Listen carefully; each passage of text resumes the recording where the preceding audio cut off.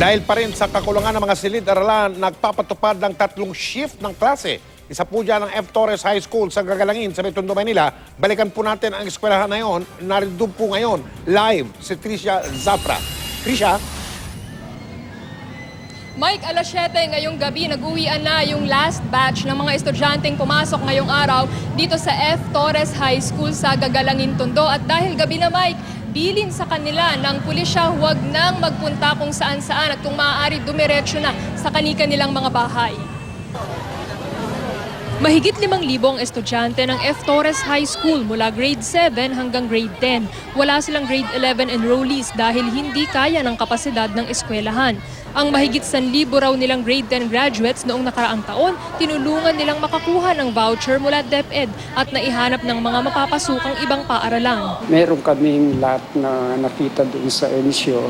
Right now, ginagawa nila ito para sa 30 classroom for our future grade 11 next school year.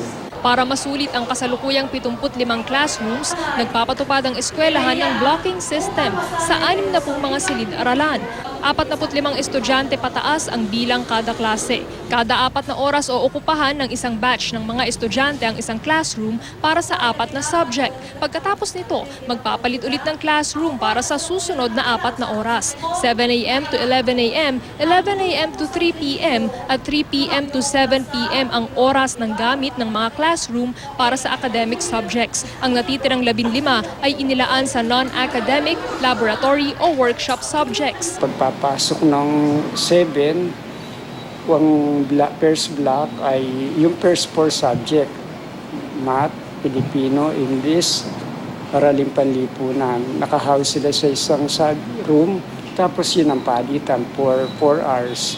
After ng hour na yon, mga 10, another set of students. Alas 7, alas 9 at alas 11 ng umaga ang pasok ng mga estudyante. Alas 7 ng gabi ang pinakahuling oras ng uwian at para ito sa mga alas 11 ng umaga pumasok. 3 pulis daw ang nakadeploy para sa bawat eskwelahang binabantayan sa lugar na pawang mga high school. Sa oras na pag-uwi ho nila, kinakailangan diretso na lang ho sila sa bahay nila. Huwag na ho kung saan pa pupunta. Kasi yan nagiging ugat kung saan sila pupunta, doon nagkakaroon ng problema. Mike, ayon pa kay Police Inspector Lorenzo na nakausap natin kanina, bagamat kung tutuusin ay mas may mga isip daw itong high school students kumpara sa mga musmos talaga na nasa elementary level. Bantayin pa rin daw talaga ang mga estudyanteng ito dahil ito raw yung edad na kapag hindi raw nasubaybayan ay nasasangkot sa mga petty crimes o kaya naman ay nalululong sa masamang bisyo. Mike? Karagdagang payo sa mga estudyante, Tricia, paglabas ng eskwelahan, wag makikipag-usap sa hindi nila kilala. Mario Jose, paka-pusher na yan. Maraming salamat, Tricia Zafra.